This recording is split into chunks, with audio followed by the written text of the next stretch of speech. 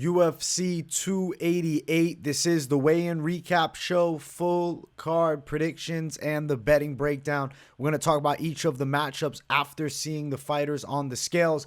Make sure you guys smash that like button. If you're new, subscribe. Turn the post notifications on and make sure to share the video as well.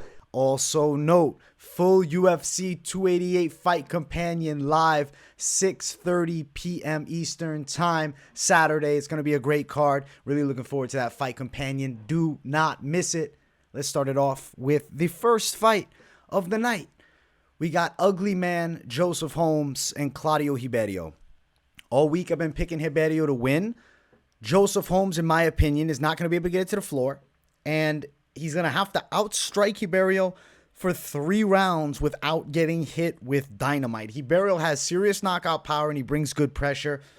You look at Holmes on the other side, Ugly Man Joe, fights fairly well from distance. He does have a long reach at 80 inches, but I feel like Ribeiro's style closes the gap well on him, and there's not enough power with Holmes to keep Ribeiro off of him. So I'm going to go Ribeiro to win by knockout. I've been picking that all week long. Let's check out these guys on the scales. Let's see if anything changes. I'll shrink myself so we get the full picture here. There's the official scale. That is Ribeiro. There's Ugly Man. Then we'll get the face off. The scales don't really, there's nothing crazy. I mean, decent physiques. Obviously, Ugly Man Holmes is going to be a little bit thinner, being that he's 6'4". Ribeiro's going to have to close the gap a little bit, but he's got good explosiveness. I feel like he chins Joseph Holmes. I don't think Holmes is a bad fighter, though. I just think Ribeiro's pretty solid and he hits hard. And without the wrestling chops, I just don't see Holmes going to, be able to keep this man from sniping him out with a big one. So I'm going KO win, Ribeiro. I think he's taking Holmes out. Also note, Holmes got that loss to Jamie Pickett. To me, it's a bad look. -170, Ribeiro, Holmes at +145. I like the Claudio Ribeiro side. Don't love the money line at -160. I do think the knockout is possible, but ultimately it's not a great tag at -125. Wouldn't say that this is one of my favorite bets of the night. I could see Ribeiro as a potential piece to a parlay, but maybe not my favorite for that either. We'll talk parlays at the end. Here, the matchup lies. I'm going Claudio to win. I don't like money line bets all that much on either side, but I think Ribeiro is going to end up chinning him. I'm going KO. But at -120, am I playing that prop? Not going to. Still, Ribeiro to win. And yeah, like I said, we'll talk about him again with parlays. Next fight on the card, we got Ikram Aliskerov versus Phil Hawes. Listen, there's no way I pick against Dagestan. OV for the victory, pretty much 9 times out of 10. Note the Phil Hawes has a win over Nasruddin Imavov, who is Dagestani, though he's a kickboxer, though he's a French Dagestani because he moved to France. You're not going to beat 2 OVs. I think it's going to be incredibly difficult for Phil Hawes to win this fight. I think Aliskerov on the ground is a fucking monster. Yes, Hawes is a good wrestler. He's got solid striking. He's a good athlete. He's fast. He's got power. To me, Aliskerov is going to be too much with the chain wrestling attack. And when he gets on top, he's a finisher. I'm going Aliskerov to win by submission.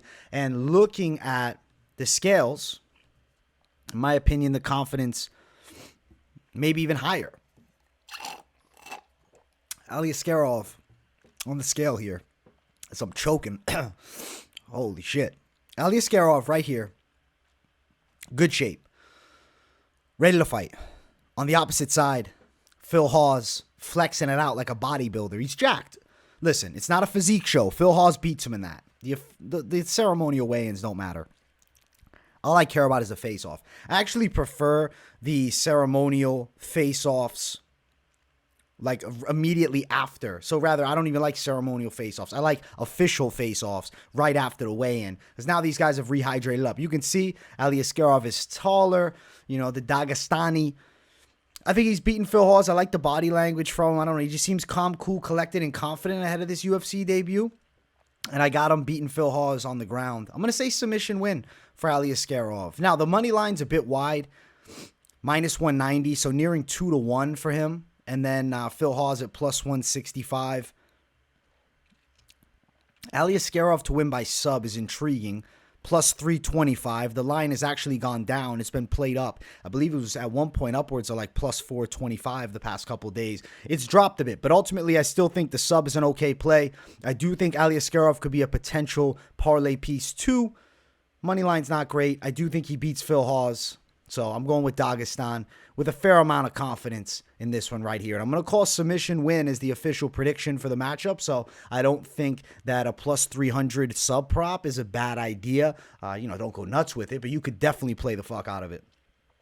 But yeah, Aliskerov to win. Next fight, we got Parker Porter and Braxton Smith. I've been picking Braxton Smith all week, and Parker Porter has been hitting the road work and avoiding the fast food drive-thrus because he is leaned out a bit for this matchup against Braxton Smith, which I don't know why I think might be a bad idea. Since his last fight, he's down like 20 pounds, bro. 15 pounds, whatever. He's 265, now he's 249. You can see a visible difference with Parker Porter. We'll pull him up. We'll check him out on the scale. And it's like, damn, Parker Beachbody Porter out here. This dude's getting lean. I'm obviously kidding. He's not Beachbody ready, but this is lean for Parker Porter. He's normally a lot fatter. Looks like potentially considering a drop to 205. Braxton keeping the shirt on, which he's done throughout the entire thing. Like, we don't even know what he looks like without it on. But either way, look at the fucking broadness of the shoulders and the traps on this motherfucker. That is a powerhouse type of fighter. I think in the first round, this man is going to be devastating. See, he kept it on. But look at the size of this dude. Thick as fuck. Definitely body fat, but thick. There's a lot of real muscle there. I think Braxton Smith's coming out with fire. And I think he's going to chin Parker Porter. Parker losing the weight is a worse thing. I think that he's going to be weaker on his takedown attempts, and he needs this fight on the floor. Standing up with Braxton Smith, especially in the first 4 minutes, is a recipe for disaster. If you're Parker Porter, you're trying to wrestle early. Problem is, when he shows his cards that he's going to shoot, I believe Braxton Smith stops the early takedowns and is going to let a hammer out on him. Parker Porter was knocked out 2 months ago, and now you're coming back. Braxton's KOing him, guys. I like Braxton Smith by knockout. I'm confident on this dog. I think Braxton's going to sleep him. Obviously, if it goes outside of the first round, it's going to spell trouble potentially for Braxton Smith's gas tank. We haven't seen it yet. Minus 170 Porter, Braxton plus 145. Porter is intending on making this a long, grueling fight. I think he's definitely decision-minded here, whereas Braxton Smith brings the fire early on. I think that this one is a Braxton Smith KO, plus 165 range for the knockout prop. What's Smith wins by knockout in round one? Only plus 200. I think the knockout prop is a fair play. I don't think money line's bad either, though, at plus 145. I like money lines better than trying to snipe out the prop, even though I am pretty damn sure that's how Braxton's going to win. Money line is always better if you're getting plus. So give me the dog in this one. Give me knockout. Braxton Smith to get it done. UFC debut win. Knocking Parker Porter unconscious. Next fight, we got ladies going after it. We got Marina Rodriguez and Virna Jandiroba. Been picking Marina Rodriguez all week. We'll pull up the scales, and I'm telling you, I think your confidence will rise because the body language looks great. The confidence looks there. I mean, obviously, Jandiroba's got cool sunglasses. Like, I'm not going to say she doesn't look confident, too. But Marina Rodriguez is just, in my opinion, a bad stylistic matchup. Jandiroba's going to have to out-grapple her all night long, whereas I think Marina's got the defensive chops and for sure the striking to do damage here. A little bit taller, a little bit longer. This is going to aid her game. It's going to help her from outside. She got way better footwork. Marina Rodriguez should win. I would just moneyline it because Marina Rodriguez does have finishing ability, even though it's going to be hard to put someone like Jandiroba away. Not impossible that she gets a TKO. Marina's a close money favorite at minus 130, and then Jandiroba sitting at plus 110. I like Marina to win it. I like the close money. I do think she probably wins the decision. That's plus 130. What's knockout for Marina? Plus 425 knockout. It's a bit of a stretch, but it's not impossible that Marina Rodriguez gets a TKO. It's not like she doesn't have knockouts on the record. 6 KO wins, and I mean, you look, She did get a stoppage. It's been a while now. Shit, on Contender Series. What are the odds she really gets a stoppage here, though? And then the Hibas knockout. That's the one I was thinking of. But yeah, she has been a bit of a decision machine, though she's a good striker and is dangerous. Jandiroba hard to put away. I'm going to say Marina Rodriguez to win by decision, the official call. If I'm playing this fight, I'm money lining it, and I do think it's a value piece to the parlays. Next fight on the card, Khaos Williams versus Rolando Bedoya. My pick here is Khaos Williams to win. I've been picking him all week. The scales were not going to change much. I do respect Bedoya. I think he's a good prospect. But in my opinion, this fight here could be a bit of trouble for him. Could be some real trouble for him. It's saying he's 36 years of age. I was seeing that he's 25. So who the fuck, how old is this guy? How old is this motherfucker? Like, we genuinely don't even know for sure. This is blowing my mind. Because I saw online that he was literally 25 years old in his last fight out. And now they're saying that he's 36. This is very confusing. Is this a mismark by the UFC? Is he lying about his age? I don't fucking know.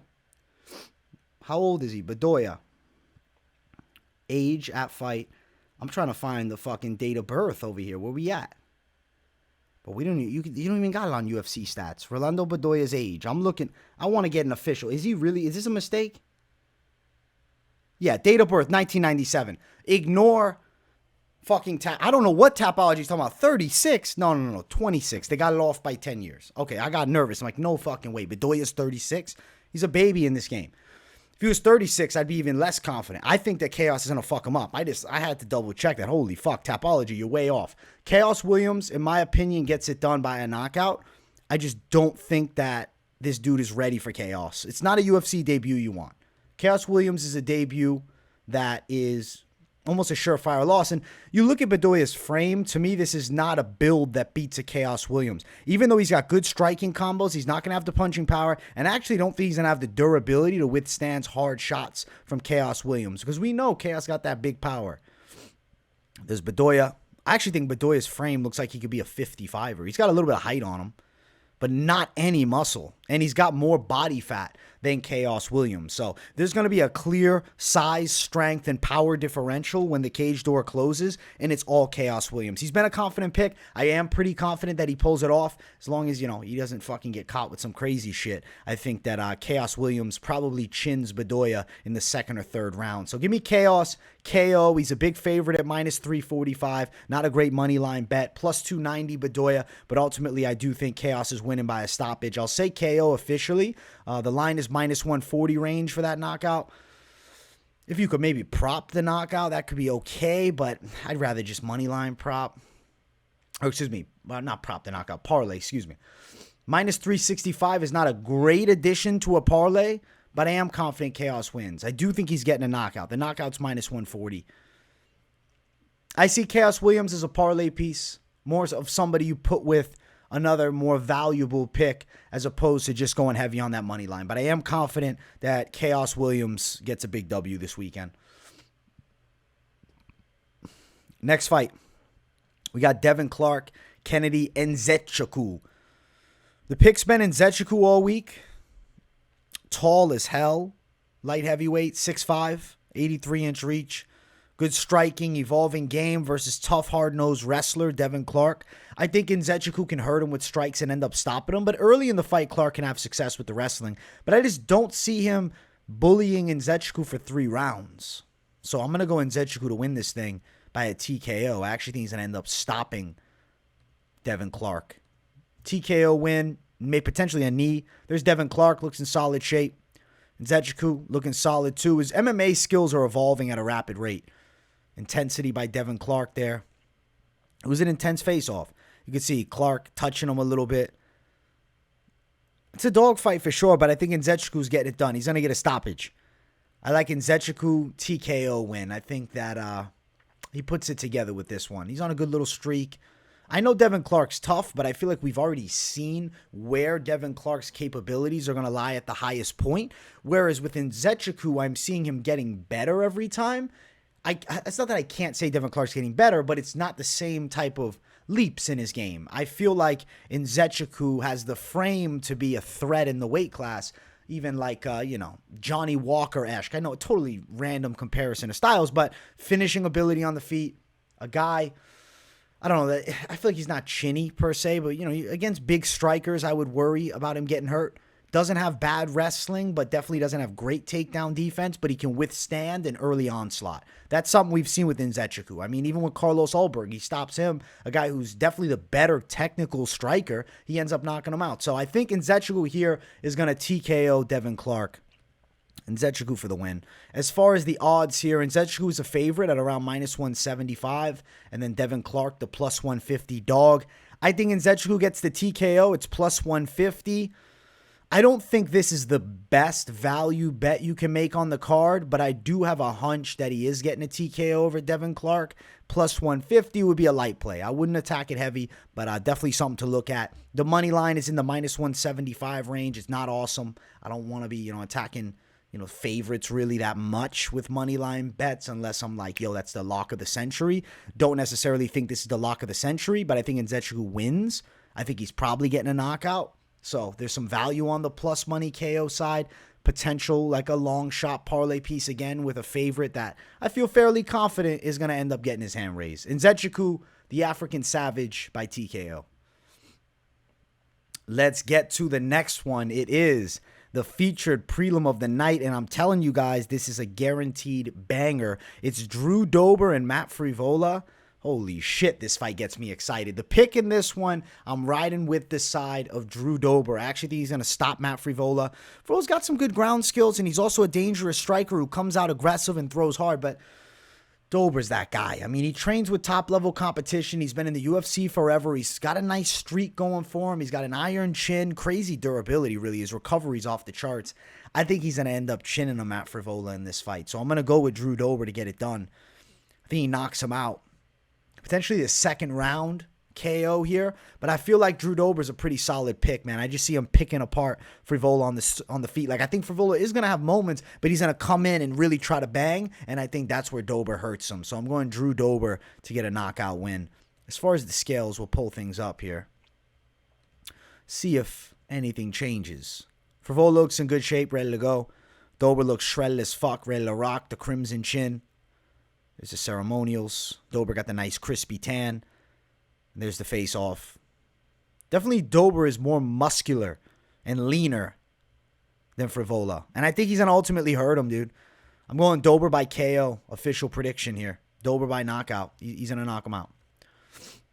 I think money line betting-wise, is obviously better than trying to prop things up. But it is -220 for Dober. And then Frevola's the +185 dog. Dober to win by TKO is not even worth it at -140.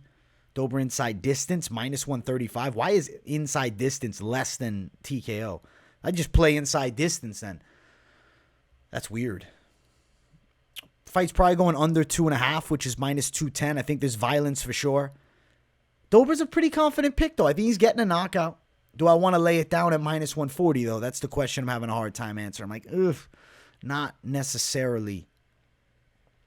But I like Dober to win. And I think Dober's a parlay piece too.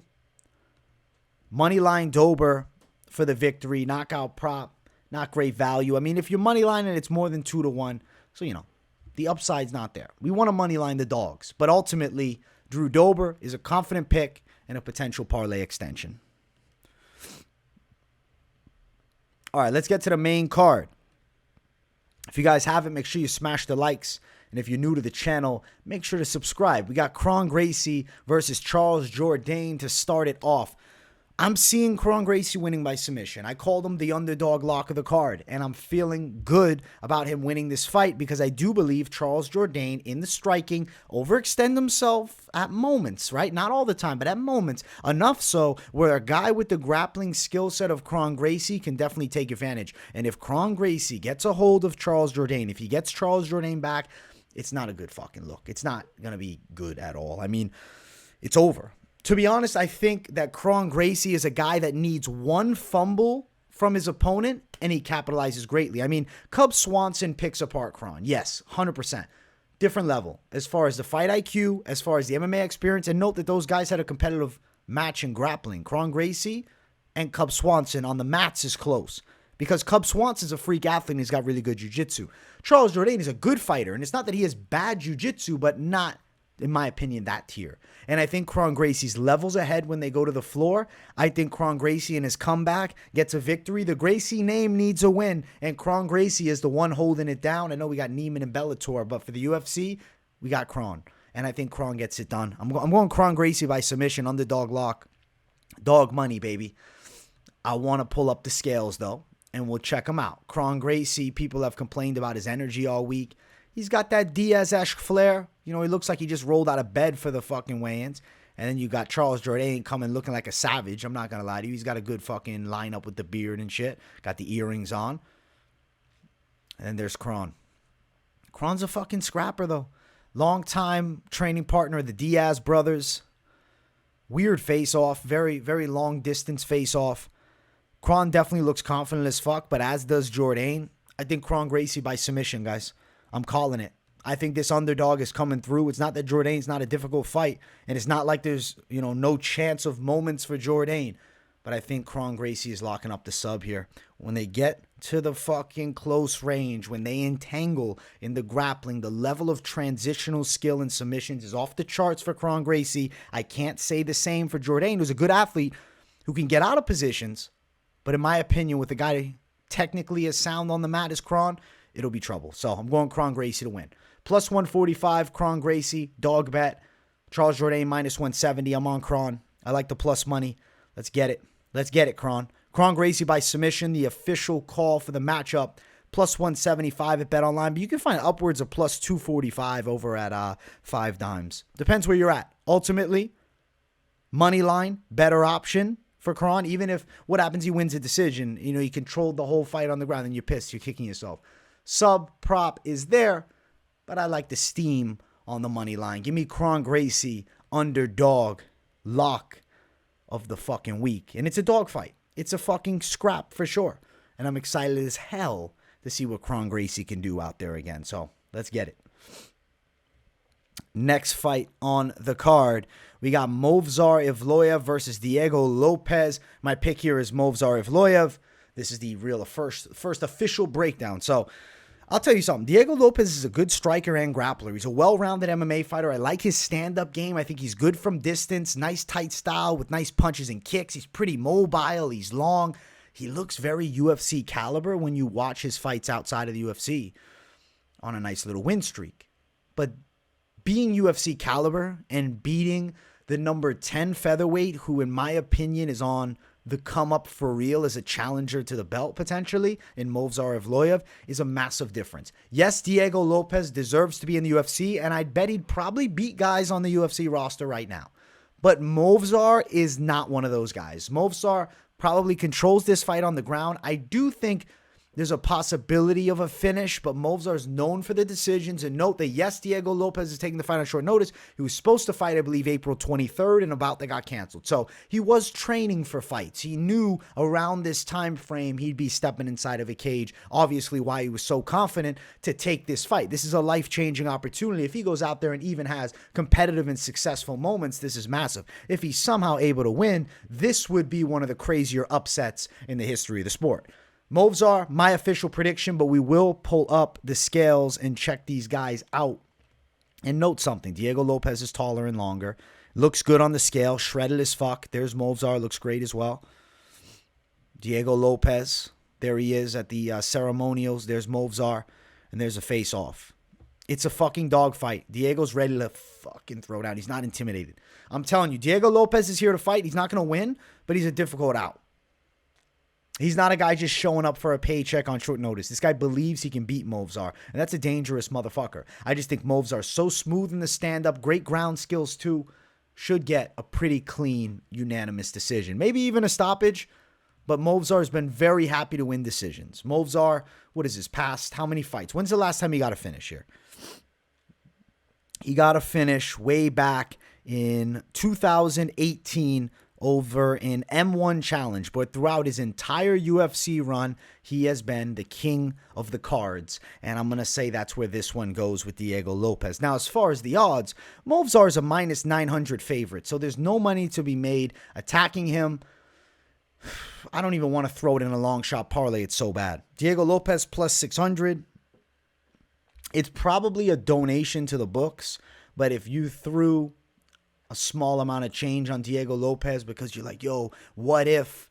It'd be a crazy ass story. But like, it's essentially like playing green on the roulette tables. That is what I think a Diego Lopes bet is here.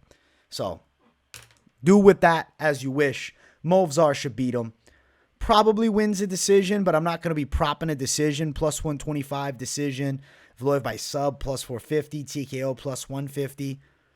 Evloev's going to win the fight. He's minus 900 as a favorite. It's not a good betting spot, but it's a high confidence pick. There's a very low chance that Diego Lopes is able to take out the number 10 guy in the featherweight division on just days' notice. Movsar for the W. Next fight on the card is our featured bout. It's Jéssica Andrade versus Xiaonan. My pick here has been Jéssica Andrade all week, though I think Xiaonan's dangerous. Good striking, especially good movement, fast. Andrade hits harder. She's stronger. I think she's the better grappler. And ultimately, I think she'll land the harder strikes and win a hard-fought decision in a return to the women's strawweight. Look at this. Good scale work, good look. I mean, Xiaonan looks intense, bro. She's intimidating. Blurry-ass picture of Andrade. Come on, MMA junkie. There's Jan. There's Andrade. Freakish biceps here. Listen, she took a tough loss last time out on very short notice to Erin Blanchfield, who's a top caliber contender, and Andrade did the UFC a favor there. They're giving her a big opportunity because a win in this matchup here, in my opinion, rewards her a title fight. Most likely. I mean, if it's not a title fight, she's one away. Amanda Lemos is close to that title picture, but Andrade beat Lemos. At women's strawweight, Andrade is creme de la creme, and she was doing great at flyweight too, besides losses to Valentina and Erin Blanchfield on 6 days' notice. Give me Andrade for the win. I think she's going to beat Xiaonan, and I'm going to say she gets it done by a dominant, unanimous decision as far as the odds for the fight. Andrade around minus 180. Xiaonan upwards of plus 165.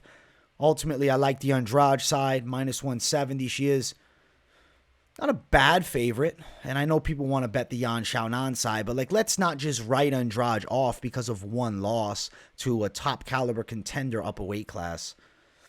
Over 2.5, minus 175. I think Andrade is going to win it by a decision. That's upwards of plus 190, Andrade by decision. I have a hunch that she's getting it done on the cards, man. Xiaonan's not easy to finish, but Andrade is also, a fairly good finisher. I mean, 2 out of the last 3 wins are finish, and she sent Lauren Murphy to hell and back with her punch combos. Xiaonan, she got TKO'd by Esparza. Obviously, Marina Rodriguez, kind of a controversial decision loss. Xiaonan's top tier for sure. Andrade is just better. So give me Jéssica Andrade to win this thing by a unanimous decision and get back on track here and maybe back in the title picture at women's strawweight. She's an interesting fighter there for sure. And I think Andrade, we have to regard her as one of the best women, in MMA ever. She's definitely in that upper echelon of top 10. Co-main event. Belal Muhammad versus Gilbert Burns. I've been picking Gilbert Burns all week long. Belal's a fucking dangerous out, though. I do think Gilbert stops him in the later rounds with punches, but I got mad respect for the game of Belal Muhammad on the opposite side. How can you not? I do want to pull up the scales, check these guys out. Burns, shredded, ready to rock, fighting consistently as hell, man. Neil Magny, Masvidal, and now Gilbert Burns. A win here warrants a title shot for each one of them. Both of them. Winner fights for the belt. I love it. There's Belal looking lean, shredded, and ready to fight. And then we'll pull up the ceremonials. Scales don't matter at the ceremonials. Nose-to-nose face-off, close. Similar frames, different styles. Belal likes the straight punches better in the boxing. A little bit quicker maybe with his lateral movement, footwork-wise. I think that Burns hits a lot harder and closes the gap faster. Wrestling favors Belal. Jiu-jitsu favors Burns. Gas tank, I would say, tricky to call. I mean, Belal looks great with his gas tank in certain matchups. Ultimately, Burns looks good in all his fights. Granted, hasn't been having, I guess, the same, 5 rounds to work. I know him and Hamzat gave each other hell, but that was a 3-round battle. 5 rounds, I think Burns chins him late. 3 or 4, maybe even club and sub. But give me Gilbert Burns to earn himself a world title shot after beating a game savage in Belal. And Belal, I'll be honest, is a guy I've came through with as an underdog. He's always a great underdog pick, but they throw him Gilbert Burns. I got to pick my guy Gilbert Burns. Ultimately, the lines are close, minus 140, plus 120. Obviously, Burns the favorite. Burns. What's Burns by sub? I'm curious. Plus 550. Burns by TKO, plus 325. Burns wins in rounds. Let's see. Burns wins in rounds 3 and 4, plus 700. Burns wins 5 or decision, plus 215. Kind of thinking a 3 or 4 TKO is possible for Burns. I'm going to go Gilbert Burns. I think he takes out Belal and earns himself a title shot. I mean, both these guys are peaking right now. They're the best forms they've ever had. And it's cool to see because I really feel like this is the real #1 contender fight. Both these guys are the top of the top and have been grinding to get to this spot. So excited for the winner to be awarded a title shot against the winner, I guess, of Leon versus Colby. So towards the end of the year, hopefully the winner of this fight is fighting the winner of that one. Give me Burns for the W. Main event of the evening. Make sure you guys smash that like button. And if you haven't, subscribe to the channel. Aljamain Sterling, Henry Cejudo. The pick has been Henry Cejudo all week long. I think the MMA mind is off the charts. I think that's a massive difference maker here. The striking game of Cejudo, I think, more dangerous than Aljamain Sterling. Wrestling, I mean, you got the creme de la creme. Olympic gold, Henry Cejudo. Is Aljo going to be able to bully him on the ground? Yes, I would say maybe in pure jiu-jitsu, you can look at the frame and style of Aljo being favorable, but this is mixed martial arts. I don't see Cejudo being backpacked, and I think Henry Cejudo is dangerous as hell too and could hurt Aljamain Sterling. Those low kicks are off the charts, and Aljo at times looks funky on the feet. He's the funk master, but he's not always mastering the funk on the feet. And I think Henry Cejudo is going to take him down and get his belt back and potentially look to challenge Alexander Volkanovski after he takes care of Sean O'Malley. We're jumping steps and steps and steps. I want to pull up the scales, but the pick is most likely not changing here. Savage Henry Cejudo on weight, early on to the scales, first one out, ready to go, championship weight. Aljo looking fucking lean, shredded as hell. Holy hell. Big weight cut. There's Cejudo again. Looks fucking jacked, actually. He's stacked.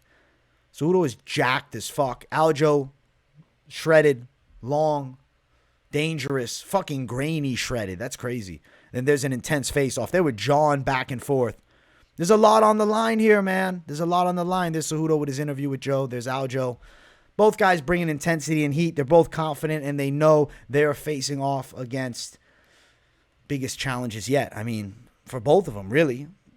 For Cejudo, he's taken on a freak in Aljamain Sterling, world champion, who's got a big length advantage on him. And then for Aljo, he's taken on somebody who is, a top-tier MMA fighter ever, combat athlete, as he says, the best combat athlete of all time, an Olympic gold medalist, which is crazy. So the official call is Cejudo to win. I do think he takes it on the cards, but Cejudo's saying he's looking for a finish. He's saying in 3 rounds or less, which is pretty fucking crazy. But Cejudo to win, what is the TKO for Cejudo? Because I do think it's possible he TKOs in plus 300. Sub is a lot less likely for me with Cejudo. The sub for Cejudo sits at plus 1,200. I don't think it's very likely he'd pull the sub off. Cejudo wins by a decision, which has been my call all week, plus 235. I'd be more tempted to play a knockout prop at plus 300 than do the sub than do the decision. Definitely the sub is great value, but it's probably not happening. Money line, Cejudo, if you're looking to bet it. For me, I have not touched this main event. I'm not crazy about betting this main event. If I'm like, it's a dog fight, both guys top caliber, I kind of want to wait. There's a potential that I throw a live bet down for sure. So make sure you guys watch the fight companion, because depending upon how my underdogs come through is really going to be, the determining factor if I throw down in this main event. So we shall find out. But the show's not over yet. I want to talk about some parlays. We want to get some plus money. We want to win some fucking bets, all right? Parlay City, okay? We're going to go Savage Parlay. First and foremost, I am going to do confidence with dog money. I got to throw the dog heat in there. So let's throw Braxton Big Body Smith on the lineup, and let's put him with Kron, plus 520 for that savagery. But also, Braxton Smith, riding it with Jéssica Andrade doesn't sound too bad to me at plus 290. I see her beating Xiaonan. I think Marina Rodriguez wins too. I think the favorites with the ladies' fights are getting it done this weekend. Plus 594 for that one. If you like Kron in the lineup too, we got plus 1648 now. Let's see. I said that I'd mention the name of Aliskerov. I do think he's a potential parlay piece for sure, and you could do a prelim parlay. Aliskerov and Marina Rodriguez plus 176. I think this is a sneaky good play. Khaos Williams in your slate too, plus 260. This one here is money though. I like this one. Can add some more steam to it. We go Dober on the lineup. Kron Gracie with Braxton Smith on this one. Let's just go fucking crazy. Plus 1612. Holy shit. We're getting crazy with the plus money. Don't get too carried away. Be intelligent with these plays.